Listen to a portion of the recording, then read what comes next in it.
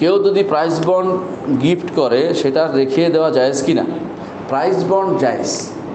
কেন? প্রাইজ বন্ডে কোনো সুদ নেই। প্রাইজ বন্ড তো বন্ড, এটা টাকা বেচলে আপনি 10 বছর পরে বেচলে 10 টাকায় পাবেন। বেশি মাঝে মধ্যে যদি কোনো কেউ লাভ পায় এইটাও নেওয়া জায়েজ হবে বলে আমি মনে করি। কারণ হচ্ছে আমাদের শেখ মোহাম্মদ সালেহ ওসাইমিন বলতেন, ইম্মা সালেম ও ইম্মা গানেম, দুইটা নীতি আছে এখানে। আপনি নিরাপদ নয় লাভ। আপনার টাকায় টাকা রইল, বুঝলেন না? প্রাইজ বন্ডকে 10 টাকা 10 টাকাই থাকে। এটা 11 টাকা বিক্রি হয় না, বা কোনোদিন 11.25 টাকা হয় না।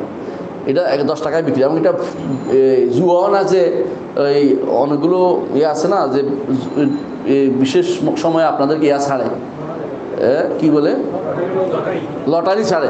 10 টাকা দেবেন, 10 টাকা লটারি, এরপরে শেষ, পাইলে না, কিছু পাইলে 10 টাকা গেল, এটা জুয়া।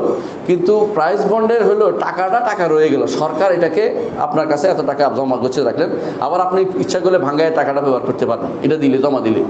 এটা সম্পূর্ণরূপে আপনার বৈধ আমি মনে করি। আর যদি কেউ কোনো সময় একটা হয়, ড্র হইলে কিছু পায়, সেটাও নেওয়াও জায়েজ মনে করি।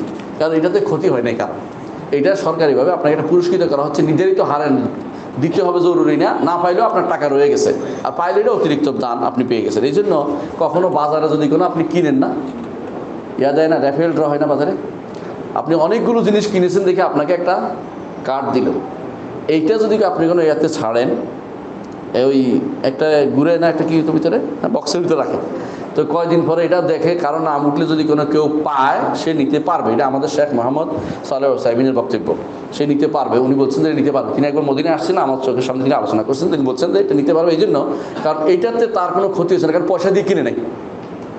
ওই যে কাগজটা পয়সা দিয়ে কিনে না, সে কিনছে মূলত পণ্য, এটা তাকে অতিরিক্ত দেওয়া হয়েছে। যদি এইটার জন্য অতিরিক্ত টাকা খরচ করাবে, এইটা পাওয়ার জন্য চেষ্টা করে যে এইটা কিনলে আমি ওইটা পাবো, তখন আরাম হবে। কিন্তু তাকে এমনিতে কেনার পর এটা দেওয়া হয়েছে, তখন সেটার কারণে যদি কোনো কেউ লাভও নেয়, সেটা তার জন্য জায়েজ হবে। মোট কথা এটাই, প্রাইজ বন্ডের লটারি পুরস্কার নেওয়া জায়েজ।